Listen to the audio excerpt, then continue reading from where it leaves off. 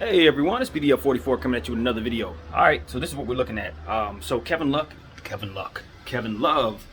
is going to be getting a buyout from the Cleveland Cavaliers. Obviously, the Cavaliers have done some things with their roster, moving in a different direction, much younger direction.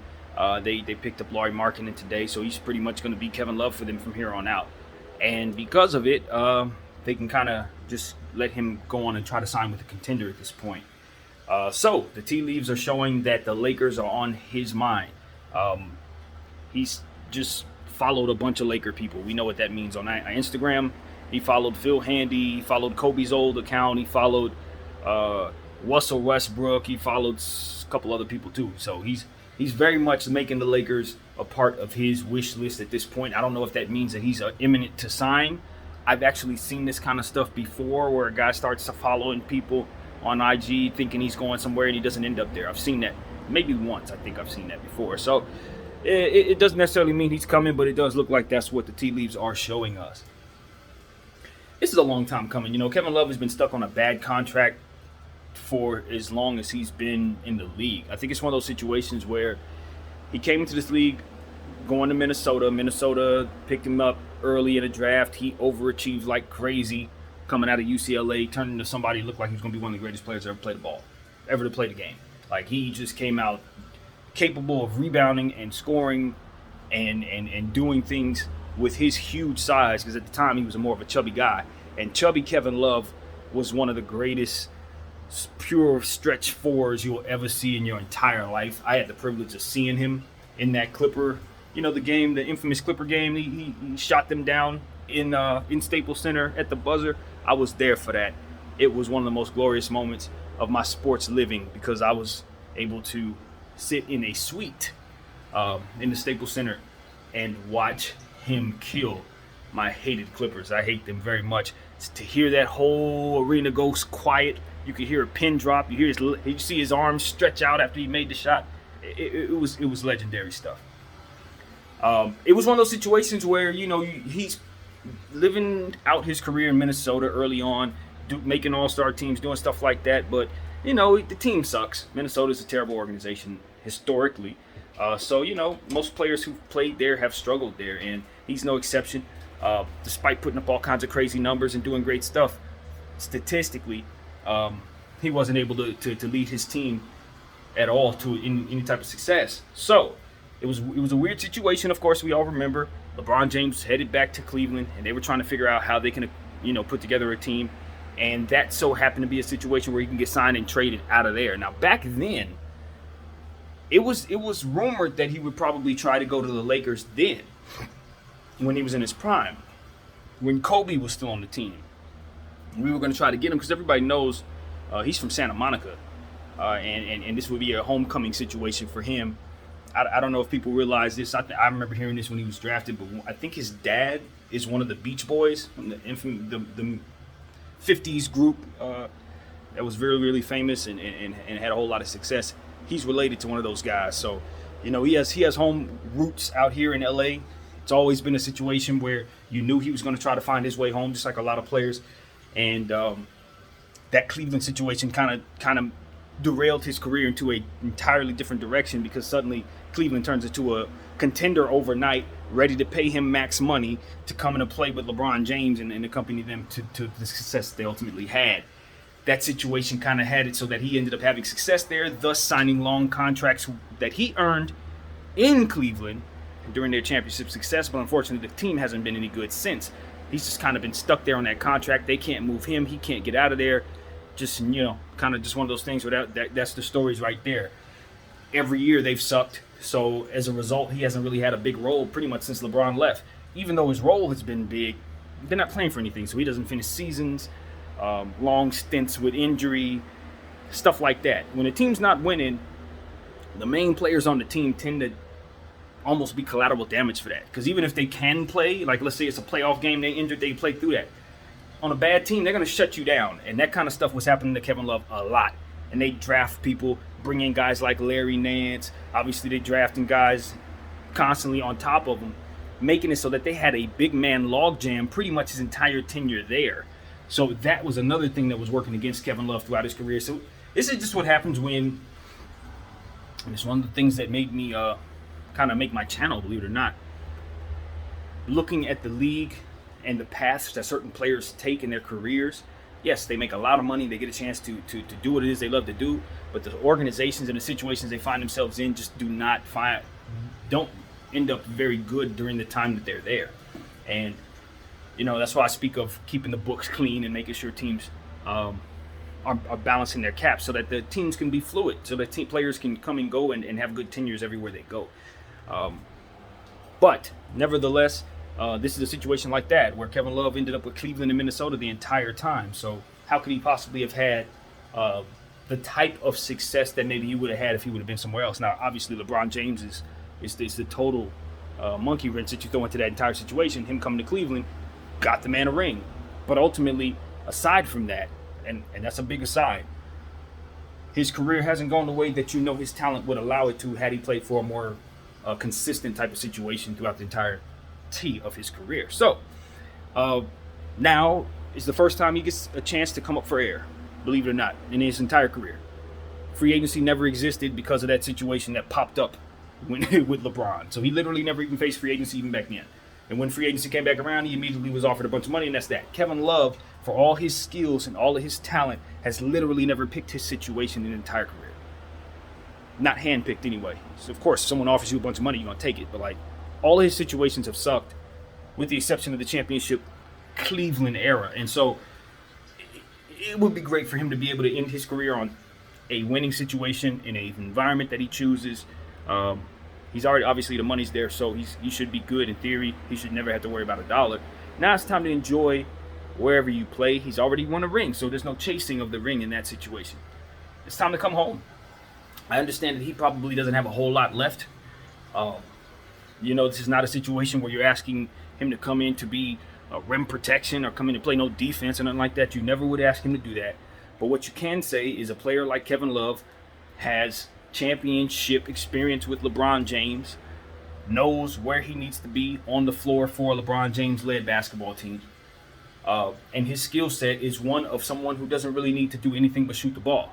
He could be 50 years old and still shoot the ball.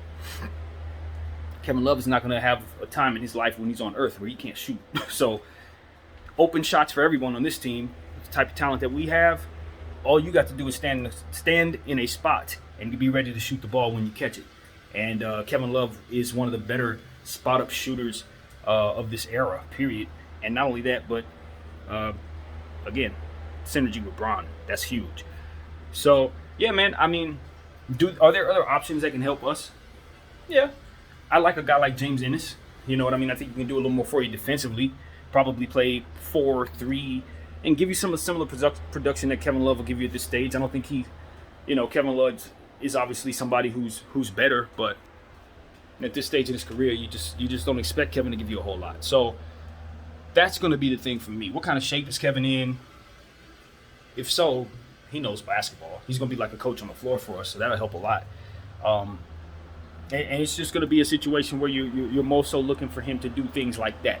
We're losing guys like Duds, losing guys like Jason Kidd in the locker room. So anybody that we're bringing in that's of a veteran mindset is going to be looked to kind of fill that in and bring some leadership, bring some cohesiveness to the locker room, things of that nature.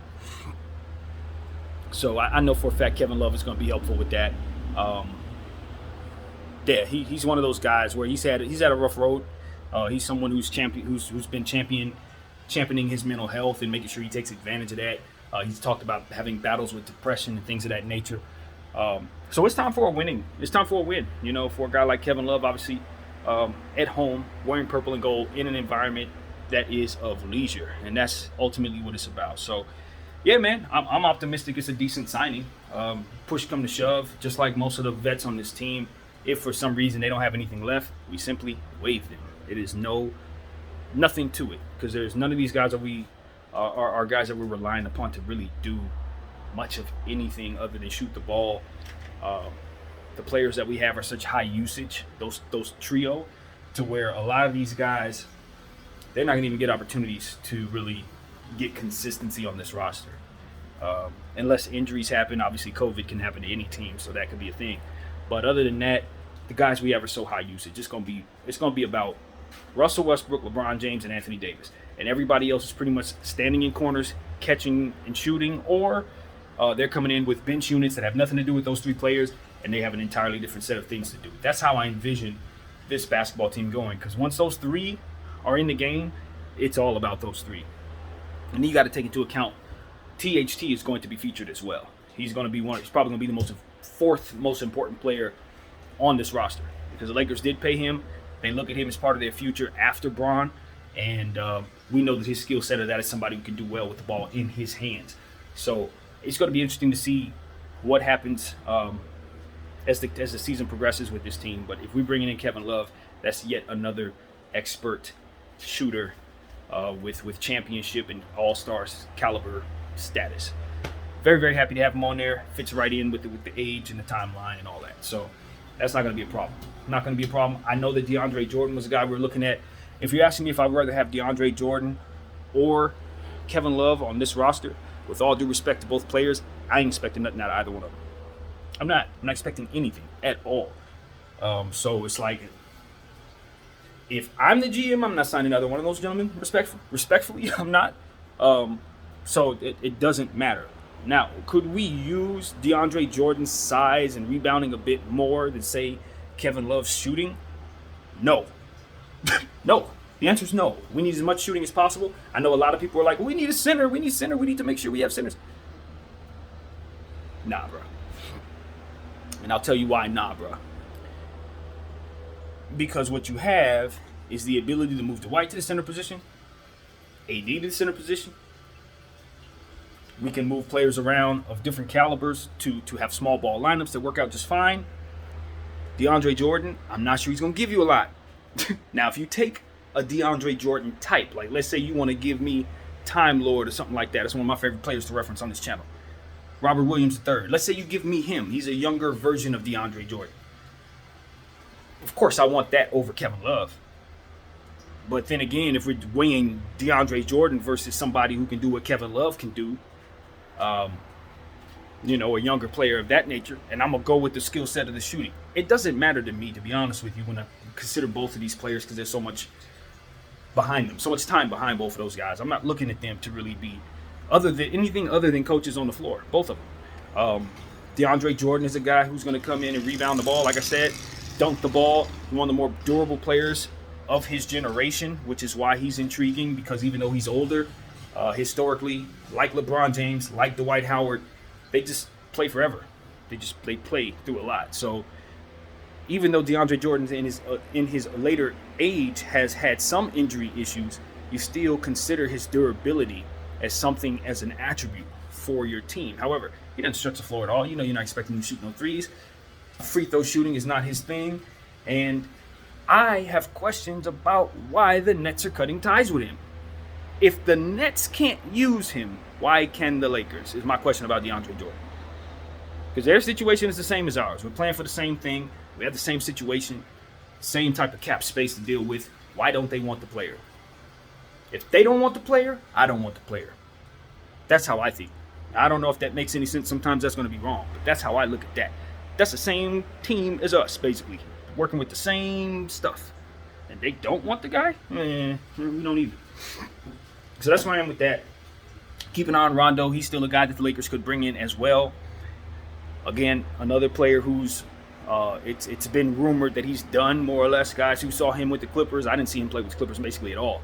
Those who said he played with the Clippers and with the Hawks said it's over. The last good year he had was with the Lakers. So my thing is, bring him in as a coach. I don't care. I want him here in Laker purple and gold, regardless of what role he has. He's going to bring more of an attribute to our locker room than he will to the floor anyway. I don't care about that. Just bring him here. And that was the argument that Jared Dudley was basically saying in regards to his tenure with the Lakers. He felt like the Lakers should have kept him because he brought so much to the locker room. I agree. There's something to be said for keeping LeBron James and Anthony Davis happy. If that's one of their main men, then your priority is to keep them happy. And I think that you drop the ball whenever they're unhappy, with the exception of giving somebody like Tristan Thompson $150 million or whatever the hell Cleveland did. But you want to keep LeBron happy. If he wants duds in, you should have kept duds. But at the same time, Duds wants an assistant coaching job, and he wasn't getting that here for whatever reason. More powers to Duds. But we know LeBron is not happy about that, and we are always uncomfortable when LeBron James is unhappy for any reason on this channel. Any reason. If he's unhappy with the Lakers organization for any reason, that's noteworthy. Because at any moment in time, LeBron James has the cachet, the right, the power to up and leave us dry, high and dry. And it's not high and dry because we have Westbrook and AD, but LeBron James could always take his fate into his hands. He's not one of those guys that ever has to worry about any issue of that sort, in my opinion. I don't see any reason for us to consider him considering being unhappy with the Lakers in a real way, but any signs of the beginning of something of that nature is something that makes me think. You feel me? And this is the first one of those. But all in all, we're still in a position to do well. And I'm very, very, very happy about the roster changes that Rob and the guys have made. Chemistry will always be something that we discuss as a means of keeping our team moving and grooving, because we saw in the bubble, chemistry is what won the championship. Ultimately, other teams just couldn't keep it together during the adversity, as to where we were able to withstand stuff that most teams would never be able to. It's cut and dry. So that's why a guy like Dudley and Rondo is so important to a guy like myself, because they helped us through that. Those two guys were on that roster. So, yeah, chemistry. Last year we didn't have the chemistry, and we lost. So,